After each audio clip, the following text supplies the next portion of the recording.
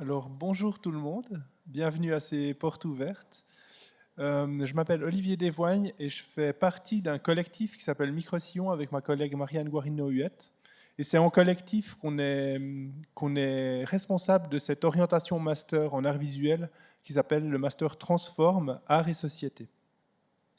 En tant que collectif, ça fait une vingtaine d'années qu'on travaille à des projets d'art socialement engagés. Je vais revenir sur ce terme dans une seconde. En gros, on travaille toujours avec une logique de collaboration, une logique de création artistique en dialogue. C'est important pour nous qu'on dirige ce master en collectif. Ça donne une couleur forte à la manière dont on s'organise et à la manière dont on enseigne, parce qu'on enseigne toujours ensemble. Et puis, parce que la spécificité de ce master, c'est les projets en collectif et en dialogue avec des personnes qui ne sont pas des artistes. Donc, le Master Trans, il s'adresse aux étudiants textes qui veulent développer des pratiques artistiques socialement engagées. Et ces pratiques, elles ont pour nous, alors c'est un peu nous qui avons fait ce résumé très grossier, mais ça nous semble assez utile finalement parce qu'à force d'expliquer ce qu'on fait, on est arrivé à ces 3 points très simples qui définissent les pratiques artistiques socialement engagées. Donc c'est pour nous des pratiques qui sont en dialogue avec des personnes qui ne se définissent pas comme artistes. C'est des pratiques qui recherchent des formes de transformation sociale. Ces transformations, elles peuvent être très variables d'un projet à l'autre, elles peuvent être très ambitieuses ou très modestes, elles peuvent prendre place pour un individu ou pour de nombreuses personnes, elles peuvent être des formes presque utopiques ou elles peuvent être très concrètes, enfin voilà, ça peut varier beaucoup. Et le troisième point, c'est qu'on est dans des pratiques où on a des formes de coproduction de formes entre l'artiste impliqué ou les artistes impliqués et le groupe avec lequel on travaille. C'est-à-dire que ce n'est pas des pratiques de travail social, puisqu'évidemment on est dans une école d'art et on est ici dans des pratiques artistiques socialement engagées. Donc la question de la forme, elle est primordiale, mais le plus souvent en tout cas, ou presque toujours, ces formes, ce n'est pas seulement l'artiste qui va les porter, mais c'est vraiment par le dialogue, par la collaboration avec des personnes qui ne se définissent pas comme artistes que la forme va être produite. Donc ces pratiques, elles ne se définissent pas tellement en termes de médium, mais plutôt par cette logique de dialogue et de collaboration. Ce qui fait que dans le master, on accueille des personnes qui viennent de parcours extrêmement variés. On a des personnes, bien sûr, qui ont fait des bachelors en art, mais parfois en peinture, parfois en vidéo, parfois en performance, enfin, vraiment toutes sortes de médiums.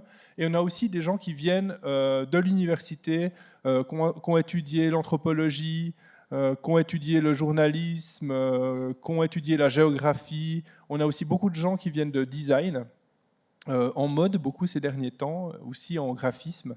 Ce qui fait que en fait, tous ces savoir-faire et tous ces parcours, ils viennent se rejoindre dans le Master Trans et puis ils permettent de développer aussi des approches collaboratives qui sont vraiment très multiples et très variées. Les collaborations qu'on va mener, et je vais vous montrer dans un instant quelques exemples, mais ces pratiques collaboratives, elles peuvent avoir lieu par exemple avec des élèves, avec les utilisateuristes de maisons de quartier, avec des patients dans des institutions de santé, avec des résidents textes de foyers d'accueil, avec des habitants textes d'un quartier, avec les membres d'associations ou encore avec les visiteuses d'institutions culturelles. Donc là encore, il y a une très grande variété des projets qui sont développés. Ce champ des pratiques artistiques socialement engagées, il est encore pas complètement établi toujours dans les grandes institutions culturelles dans le champ francophone, mais dans le champ anglophone, ça fait une trentaine d'années maintenant au moins que c'est vraiment une part importante des pratiques d'art institutionnelles qui sont montrées dans les grandes institutions d'art. On avait notamment là pour le coup dans un champ plutôt germanophone, mais à la dernière Documenta, la Documenta c'est vraiment l'événement peut-être central du monde de l'art contemporain qui a lieu tous les 5 ans à Kassel en Allemagne. La dernière édition, elle était vraiment basée, elle a fait une part très large de présentation de pratiques de ce type-là. Et dans les pionniers de ces pratiques, justement dans la sphère anglophone, on a notamment un artiste qui s'appelle Stephen Willatz, qui est un artiste anglais. Et puis on aime bien montrer ce schéma. Je ne sais pas si vous voyez très bien à l'écran, le contraste est un peu... C'est des vieux documents maintenant. Mais on aime bien montrer ce schéma parce que pour nous, il illustre bien la manière dont on aborde l'art et dont on réfléchit à l'art au Master Transform. Donc, ici, on a deux schémas que Wilatz a développés aux alentours des années, aux alentours de 1970. À gauche, il a un schéma où, pour lui, c'est ce qu'il appelle the conventional relationship of an artwork between artist and audience, la relation conventionnelle entre une œuvre d'art, la relation conventionnelle d'une œuvre d'art entre l'artiste et le public. Donc il dessine, vous voyez, d'un côté l'artiste et de l'autre côté, à droite, le public. Et au milieu, il y a cette espèce de bloc qu'est l'œuvre d'art. Et puis ce qu'il explique, c'est qu'en général, il n'y a jamais de dialogue réel entre le public et l'artiste. L'artiste, il crée cette espèce d'objet de médiation qu'est l'œuvre d'art pour aller parler à quelqu'un, mais c'est toujours par l'intermédiaire de son œuvre. Ce qui fait que pour lui, l'œuvre d'art, c'est presque un mur, quoi. C'est un truc qui empêche le dialogue. Et il essaie de réfléchir à d'autres manières de faire de l'art, parce qu'il s'intéresse justement à impliquer plus les personnes non spécialistes dans ce processus et à réfléchir à des formes plus dialogiques. Et il propose le schéma que vous voyez à droite, où au centre, il y a l'œuvre d'art, et autour de cette œuvre d'art, il y a trois pôles. Il y a l'artiste, le contexte et le public. Et il fait toutes ces flèches qui vont dans toutes les directions entre ces trois pôles. Et pour lui, c'est vraiment par le dialogue entre ces trois pôles, par les échanges toujours entre ces trois éléments, que l'œuvre d'art va être produite. Alors concrètement, lui, il faisait, je ne vais pas entrer dans les détails, mais il faisait par exemple des panneaux qu'il allait mettre dans les halls d'immeubles en posant une question aux habitants texte d'un immeuble. Il récoltait les réponses, à partir de là, il faisait une première œuvre, il la présentait dans l'immeuble, il reposait une nouvelle question et l'œuvre, elle se développait comme ça au fil des conversations avec les habitants texte.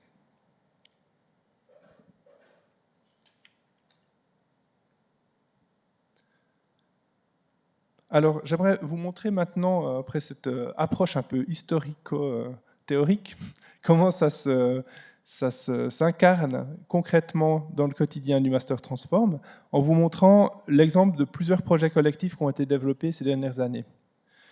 Donc, ici, par exemple, on voit un projet d'un collectif qui s'est appelé Les Collègues, qui était un collectif qui a travaillé autour de l'urgence climatique en faisant des workshops avec des enfants de Lyon, de la région de Lyon, parce qu'on avait un partenariat avec Veduta. Veduta, ça n'existe plus maintenant, mais c'était le programme d'art socialement engagé de la Biennale de Lyon. Et c'était en dialogue avec ce partenaire institutionnel que des groupes d'enfants ont été impliqués dans le projet. Et puis c'était l'idée de créer des slogans pour des manifestations, d'imaginer des actions concrètes entre art et activisme pour parler d'écologie, et puis de les réaliser dans l'espace public, comme vous pouvez le voir ici. Ici, un deuxième exemple, c'était un projet qui a été réalisé en dialogue avec les hôpitaux universitaires de Genève, les HUG, et plus particulièrement avec le service d'oncologie pédiatrique.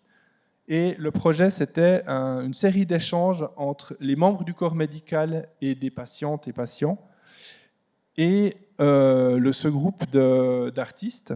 Et puis, le projet il a pris la forme d'une publication. Et ce qui était vraiment intéressant dans cette publication, c'est qu'il y avait à la fois le résultat d'échanges qu'il y avait eu sur le terrain, mais il y avait aussi toute une partie réflexive, comme vous pouvez voir là à gauche, une partie assez critique, où tout à coup, on questionnait la place qu'on pouvait avoir en tant qu'artiste dans un projet comme ça, et le poids parfois que l'institution pouvait avoir sur le projet. On était en période de Covid, donc c'était particulièrement compliqué à mener comme projet. Ici, c'est des projets qui ont eu lieu dans le quartier des Libellules, qui est un quartier populaire dans la région genevoise, à Vernier. Et on avait dans ce quartier des Libellules, on était en charge d'un petit espace d'exposition, et on a géré pendant presque 3 ans cet espace. Et les étudiants textes du master allaient dans l'espace qui était vraiment au pied de la barre d'immeuble qu'on voit en haut à droite et faisaient plusieurs projets. À gauche, vous voyez, avec cette boule à facettes, c'était une petite structure d'exposition mobile qui naviguait à partir de ce lieu d'art à différents endroits dans le quartier pour présenter des mini-expositions réalisées avec les habitantes et habitants dans le quartier. En haut, vous voyez le tournage, enfin plutôt la prise de vue photographique de récits que des jeunes de l'école ont créés. Ils ont inventé des récits de science-fiction basés sur leur quartier.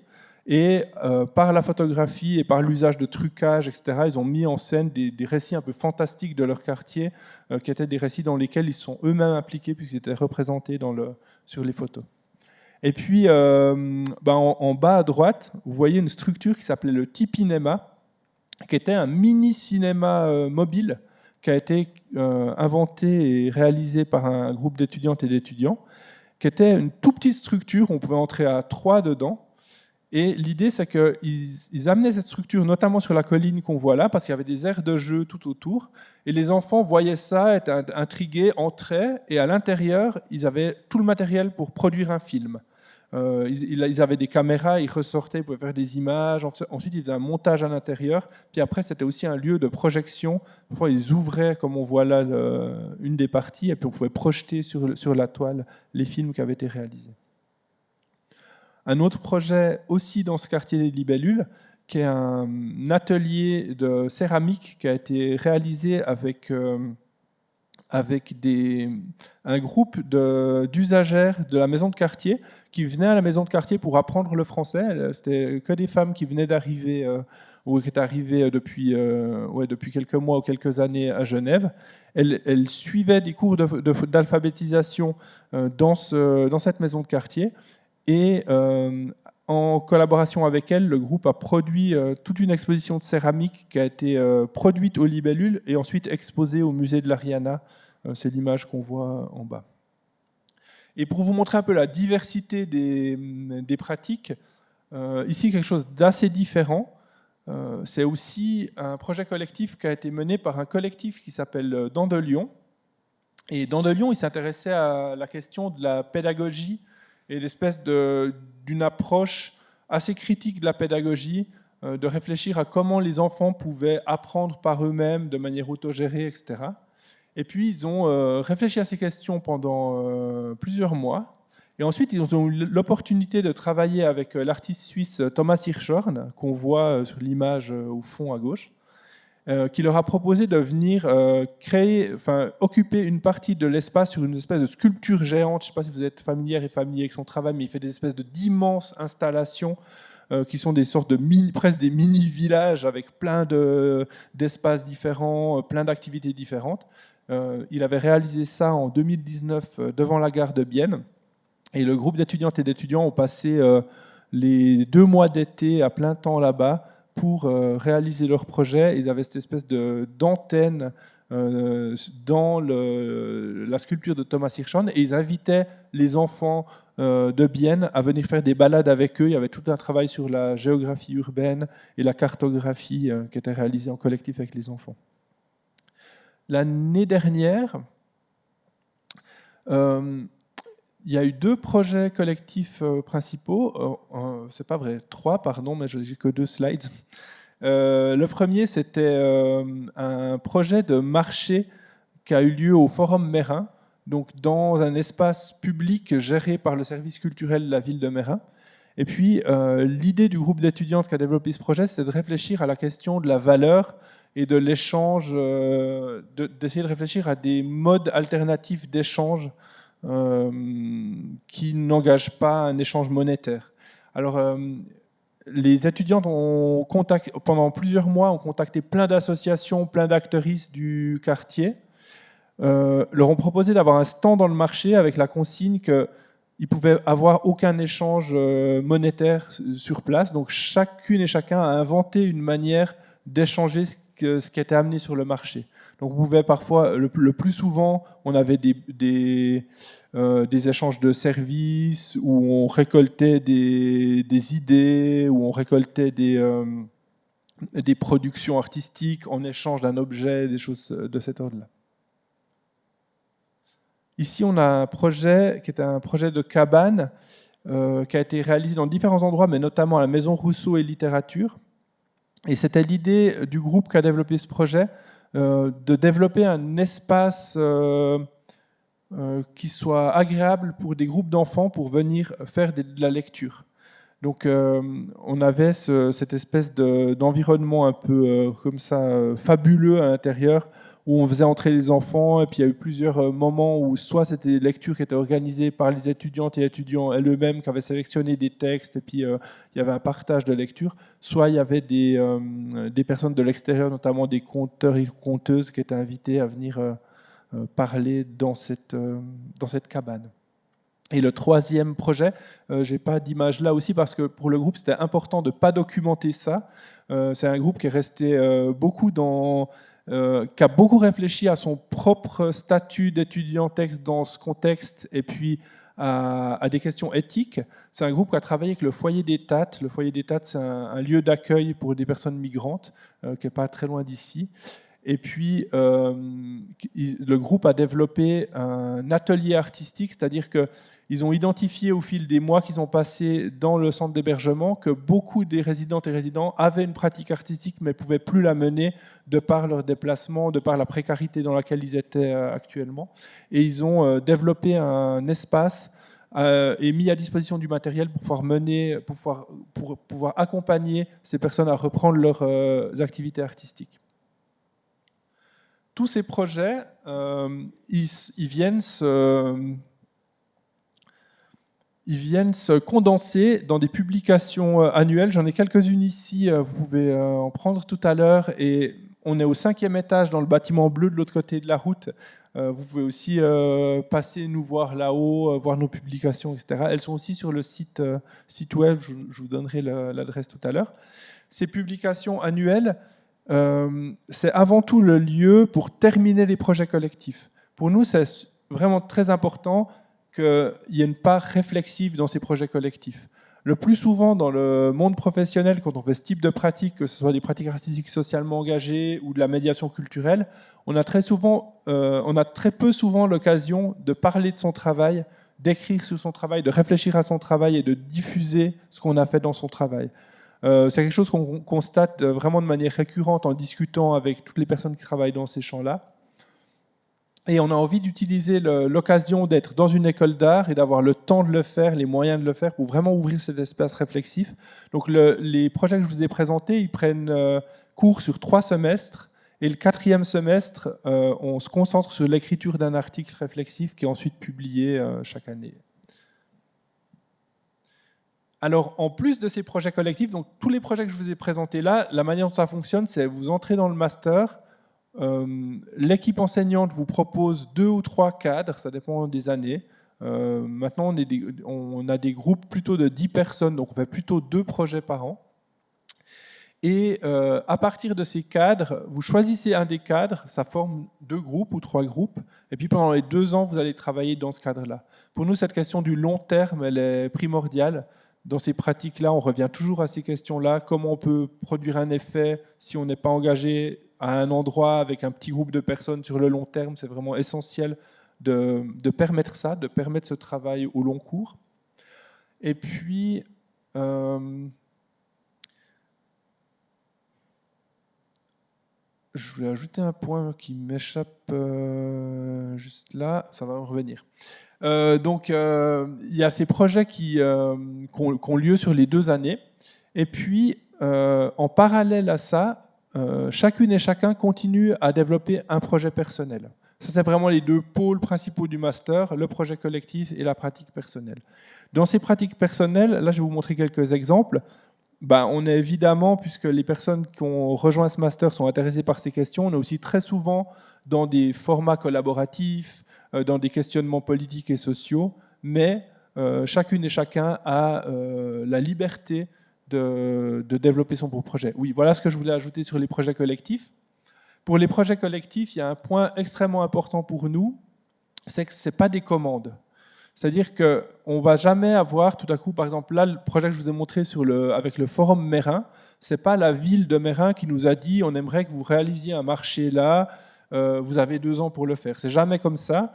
Et pour nous, c'est super important qu'on dise aux étudiantes et étudiants, si le cadre qu'on vous propose ne vous convient pas, vous pouvez en changer. En groupe, parce que c'est des projets collectifs, mais c'est possible et ça arrive finalement assez souvent. Donc nous, on essaie d'accompagner en proposant des situations, Mais tous les partenaires avec qui on travaille, la chose à laquelle on est la plus attentive, c'est de leur dire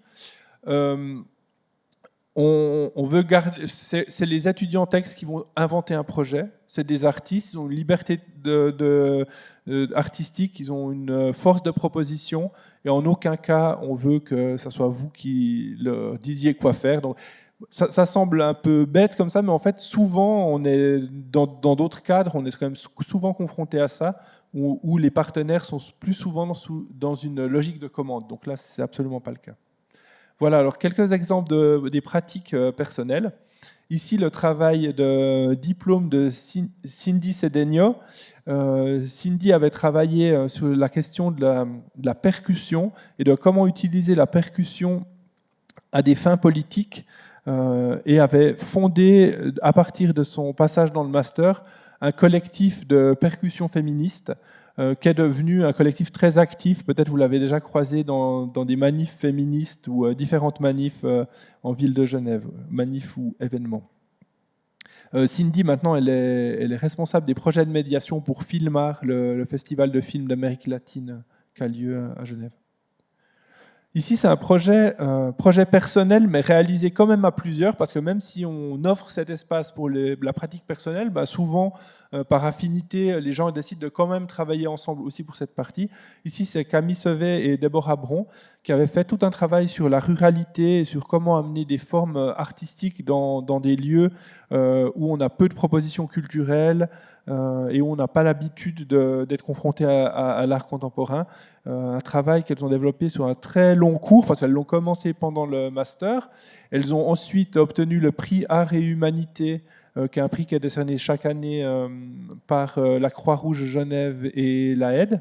Elles ont utilisé ce prix pour continuer le projet. Elles continuent encore aujourd'hui à développer des projets dans cette direction. Ici, c'est des projets de l'année dernière.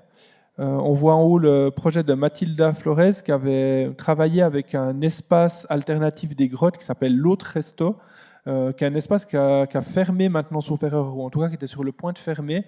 Elle a travaillé sur la question de comment on peut autogérer un lieu comme ça, qu'est-ce que ça veut dire, comment on peut récolter l'histoire d'un tel lieu alors qu'il est sur le point de fermer, etc. Et en dessous, le travail de Marie Jambert, qui venait du textile et qui a continué à travailler avec ce médium du textile tout au long de son parcours, mais qui a essayé d'imaginer comment le tissage, ça pouvait être une manière à la fois de réfléchir à la question du temps et de la productivité, et aussi comme une manière d'ouvrir le dialogue. Elle a toujours essayé d'inventer des outils où on pouvait dialoguer par le biais de la production textile en commun. Et deux derniers projets aussi de l'année dernière.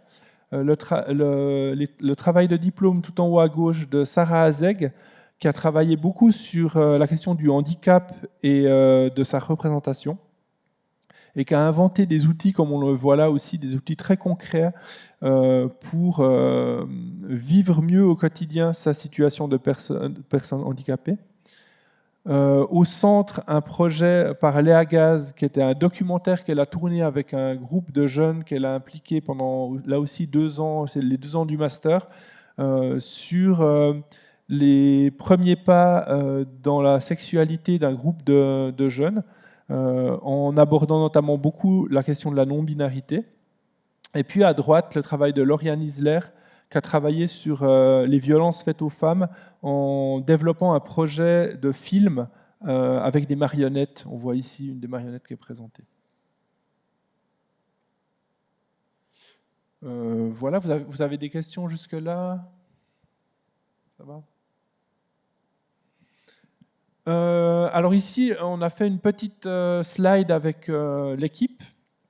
Donc, dans l'équipe, on a Eve-Gabrielle Chabanon qui est artiste, Mathilde Chenin qui est aussi artiste, avec qui on travaille, qui viennent. Mathilde, cette année, elle remplace Eve-Gabrielle qui est en congé maternité. Mais l'idée, c'est qu'on a une personne artiste qui vient 2 jours par semaine travailler avec le groupe, notamment autour des pratiques personnelles. On a Claude Hubertato, qui est historien de l'art, qui s'occupe principalement de tout ce qui est rédaction de texte. Donc c'est lui qui accompagne les étudiants textes dans l'écriture des textes qui sont dans ses publications. Il travaille aussi beaucoup sur le récit d'expérience, comment on présente son travail dans un jury, des choses comme ça. Et puis il travaille aussi, il a une très grande expérience dans la médiation culturelle, donc il parle aussi beaucoup de médiation culturelle et il organise beaucoup de visites. En général, une fois par semaine, il y a une visite qui est organisée dans une institution culturelle à Genève ou ailleurs. Et c'est des moments aussi pour à la fois se construire des références en commun au sein du groupe, mais aussi voir comment ces questions d'engagement social, elles résonnent avec ce qui se passe dans le monde culturel aujourd'hui. Et ensuite, une assistante ou un assistant. Cette année, on a eu un changement en cours d'année, mais on travaille avec Anne-Laure Franchette, qui est aussi doctorante, assistante doctorante, et Charles Duval, qui la remplace actuellement. Et puis, Marianne et moi, collectif Micro-Sillon, nous, on est responsable du master, on gère un peu toute l'organisation, la structure du master, et on enseigne, on donne un séminaire sur les pratiques artistiques socialement engagées. Et puis, on vous accompagne aussi avec le reste de l'équipe, évidemment, sur vos pratiques personnelles et sur les projets collectifs. Et puis, à droite, on a mis une petite liste de toute une série d'intervenantes et intervenants qu'on a pu inviter au fil des années, qui sont des personnes qui sont engagées au niveau international dans ces pratiques artistiques socialement engagées. Et puis, on a vraiment la chance de pouvoir avoir une école et un master dans lequel on peut inviter énormément de gens avec qui on a envie de dialoguer. Donc au fur et à mesure du temps, on forme vraiment un réseau très dense de personnes qui s'intéressent à ces questions et qui apportent leur expertise pour faire avancer les projets. La question de la convivialité et de la solidarité. Pour nous, dans ce master, on a un master qui est assez petit. On a une dizaine d'étudiants textes chaque année, donc on est 20 au total par volet. Et c'est vraiment important pour nous qu'on utilise le fait d'être comme ça à une taille assez petite pour vraiment développer des formes de solidarité entre les étudiants textes, pas seulement en travaillant sur les projets collectifs et en échangeant beaucoup. Il y a des formats qui sont, par exemple, autogérés complètement par le groupe avec l'aide de l'assistante ou assistant. Par exemple, le groupe de lecture. On a un groupe de lecture une semaine sur 2 où les étudiants textes peuvent amener les livres sur lesquels ils ont envie de travailler. Et c'est vraiment l'idée de se forger une culture en commun, des références en commun qui peuvent être utiles pour les projets collectifs notamment. Donc, il y a ces moments communs dans l'enseignement, dans les projets collectifs, mais on utilise aussi beaucoup le fait de faire à manger ensemble, de manger ensemble, de visiter des expositions ensemble, de voyager ensemble quand on fait des voyages d'études pour renforcer cette convivialité au sein du groupe. Et puis pour nous, c'est extrêmement important parce que finalement, après les études, on se rend compte que ça compte tout autant que ce qu'on a appris finalement, quel réseau on a pu développer. Maintenant, on a aussi beaucoup d'alumni. Ça fait une dizaine d'années qu'on est à la tête de ce programme. Donc, pendant ces repas, pendant ces visites, il y a aussi beaucoup d'anciennes et anciens étudiantes qui viennent. Et ça crée aussi une forme de communauté au fil du temps qui est extrêmement précieuse. Je passe très rapidement, j'arrive au bout du temps, mais pour vous dire qu'un des thèmes principaux de réflexion dans le master, c'est la notion d'éco-pédagogie, qui vient des pédagogies critiques, et puis une espèce de manière de repenser à comment on peut aborder les questions écologiques, pas tellement comme un thème, mais plutôt comme une pensée structurante d'un programme d'études. Donc comment on peut justement penser l'éthique de travailler ensemble, comment on peut penser l'usage des matériaux, des voyages d'études proches de chez nous, des échanges sur le long terme dans une logique écologique globale. Et puis, pour terminer, pour être très concret, on a fait ce petit schéma pour vous montrer à quoi ressemble une semaine type dans le master. Donc, on a en gros un jour par semaine qui est un travail sur les projets collectifs ensemble, sur site, dans nos locaux. Et on a un jour aussi sur les projets collectifs, mais qui est plutôt autogéré. Là, en fonction des projets, c'est des choses qui ont lieu plutôt en dehors de l'école, le plus souvent. Puis après, on a 2 jours qui sont réservés plutôt à la pratique personnelle. Là aussi, un jour de mois, c'est des projections un peu, c'est pas évidemment si segmenté que ça, mais on a noté un jour par semaine sur site aussi parce qu'on a des formats de sessions critiques où les étudiants textes présentent les travaux aux uns aux autres. On a beaucoup de rendez-vous avec l'équipe enseignante, on a les moments d'évaluation, etc. Donc tous ces moments-là, ils sont on-site, mais on a aussi un jour par semaine qui est plutôt autogéré, où là, les étudiants textes, en fonction de leur projet, décident de travailler soit dans les locaux du master, soit plutôt à la maison ou dans un atelier qu'ils ont en dehors, etc. Et puis un jour par semaine, finalement, qui est plutôt vraiment le jour plus d'apport théorique, de séminaires, de cours, de groupes de lecture, etc. Tout ça, c'est un peu théorique, mais c'est pour vous donner des grandes masses. Et puis, ce qu'on peut vous dire aussi, c'est qu'on condense les enseignements sur les enseignements où on est tous ensemble dans les ateliers sur 3 jours, les mardis, mercredis et jeudis, pour qu'on ait plus de flexibilité les lundis et vendredis pour les personnes qui travaillent à côté. Il y a beaucoup d'étudiants textes qui font des remplacements, par exemple, donc ça leur laisse 2 jours libres pour pouvoir avoir un job alimentaire à côté. Voilà l'adresse de notre site web, notre email à Marianne et à moi, microsion.aide@esge.ch. N'hésitez vraiment pas. De toute façon, moi, je suis là pour répondre à vos questions maintenant si vous voulez, si vous en avez. Plus tard, dans notre bâtiment aussi, dans nos locaux au bâtiment A, au 5e étage. Et puis voilà. Je vous remercie pour votre attention.